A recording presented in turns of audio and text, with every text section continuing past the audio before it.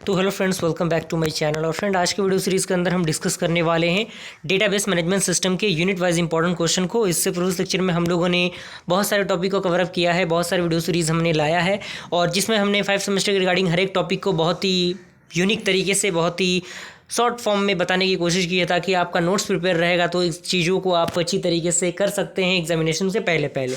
आज हम लोग डीबीएमएस के यूनिट 1 से लेकर यूनिट 5 तक के सारे इंपॉर्टेंट क्वेश्चन को डिस्कस कर लेंगे। तो अगर आपने हमारे चैनल को सब्सक्राइब अभी तक नहीं किया तो जल्द से जल्द चैनल को सब्सक्राइब करें, और अगर आपने अभी तक डीबीएमएस के कंप्लीट नोट्स को एक्सेस नहीं किया तो जल्द से जल्द नोट्स को एक्सेस कीजिए, जिसमें इंपॉर्टेंट क्वेश्चन विद सॉल्यूशन आपको दिए जाएंगे।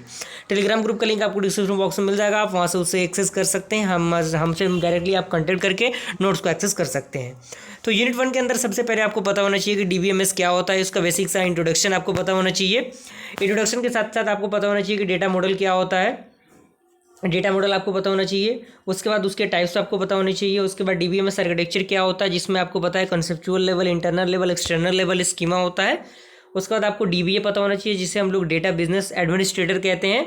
देन हमारा 5th टॉपिक हमने रखा है डेटाबेस लैंग्वेज, जिसमें आपका इंटरफेस आता है, डीडीएल आता है जिसे हम लोग डेटा डेफिनेशन लैंग्वेज कहते हैं, और डीएमएल आता है जिसे हम लोग डेटा मैनिपुलेशन लैंग्वेज कहता है। तो इन सारे टॉपिक्स को हमने बहुत ही बारीकी तरीके से समझाने की कोशिश की है। तो डीबीएमएस का प्लेलिस्ट का जो लिंक होगा वो भी आपको डिस्क्रिप्शन बॉक्स में मिल जाएगा, आप वहाँ से उसे चेकआउट कर लीजिएगा।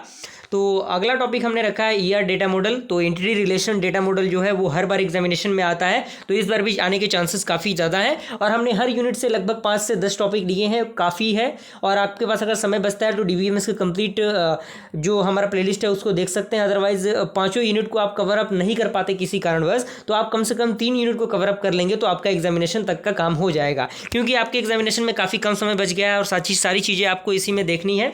उसके बाद आपका है एट्रीब्यूट एंड इट्स टाइप, यानी एट्रीब्यूट क्या होता है, ये कितने प्रकार के होते हैं। ओके, उसके बाद 8 नंबर टॉपिक हमने रखा है ईआर डायग्राम, जिससे हम लोग एंटिटी रिलेशन डेटा जो रिलेशनशिप होता है उसको हम लोग डायग्राम के माध्यम से किस तरीके से डिफाइन करते हैं।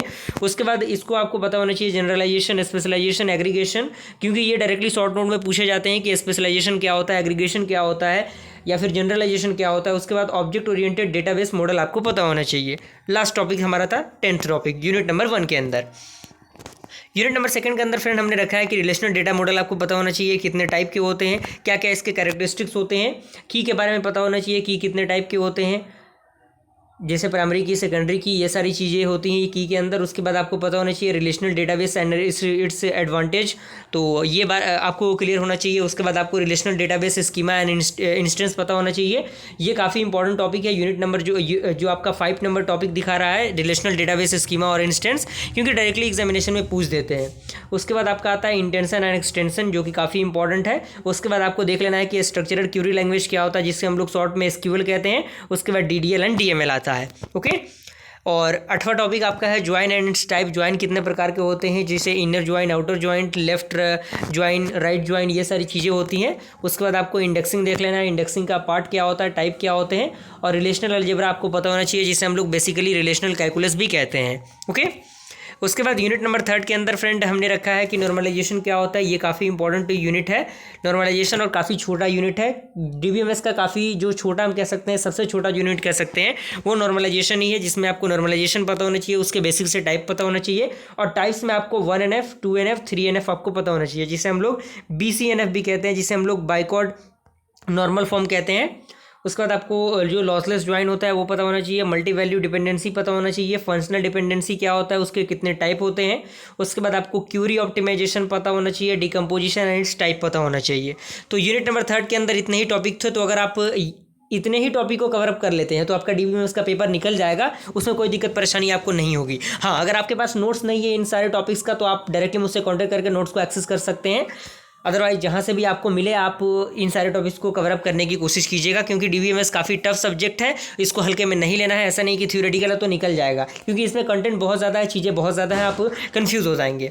उसके बाद यूनिट नंबर 4 के अंदर आपको देख लेना है कि ड्यूरेबिलिटी क्या होता है, कंसिस्टेंसी क्या होता है किसी भी ट्रांजेक्शन के अंदर, ट्रांजेक्शन कंट्रोल स्टेटमेंट क्या होता है, सीरियलाइजेबिलिटी क्या होता है, जैसे किसी भी एलिमेंट को सीरियल वाइज हमें जो दर्शाना होता है वो होता है। उसके बाद रिकवरी हम किस तरीके से अप्लाई करते हैं, कॉन्क्यूरेंसी प्रॉब्लम क्या होता है, टू इंटरफेस लॉकिंग प्रॉब्लम क्या होता है, ऑब्जेक्ट ओरिएंटेड डेटाबेस मॉडल क्या होता है, डेटाबेस मैनेजमेंट सिस्टम क्या होता है, ये सारे टॉपिक यूनिट नंबर 4 के टॉपिक है। उसके बाद यूनिट नंबर 5 जो कि हमारा लास्ट यूनिट है, यूनिट नंबर 5 के अंदर आपको देख लेना है कि रिलेशनल डेटाबेस मैनेजमेंट सिस्टम क्या होता है, उसके बीच का डिफरेंस क्या होता है, जिसमें हम लोग डीबीएमएस और आरडीबीएमएस के बीच के डिफरेंस पता करते हैं। उसके बाद आपको डेडिकेटेड सर्वर और मल्टी थ्रेडेड सर्वर क्या होता है, सेंट्रलाइज्ड डीबीएमएस क्या होता है, इनलाइन क्यूरीज क्या होते हैं, ब्रांचिंग एंड लूपिंग किस तरीके से वर्क करता है डीबीएमएस के अंदर, और ओरेकल एक्सेप्टेशंस हैंडलिंग क्या होता है। तो ये बेसिक से यूनिट थे, यूनिट नंबर 5 तक के सारे टॉपिक्स थे जिनको कवरअप होना आपके लिए बेहद ज़रूरी है। कम से कम 3 यूनिट, ज़्यादा से ज़्यादा आप 5 यूनिट को कर सकते हैं। और नोट्स को अगर आपको लगे कि हाँ नोट्स को एक्सेस करना चाहिए तो डायरेक्टली आप अभी के अभी टेलीग्राम ग्रुप में जुड़िए और डायरेक्टली मुझसे कॉन्टैक्ट करके नोट्स को अभी के अभी एक्सेस करने की कोशिश कीजिए फ्रेंड। ओके, जल्दी मिलते हैं ऐसे इंटरेस्टिंग सब्जेक्ट के साथ, तब तक के लिए थैंक यू।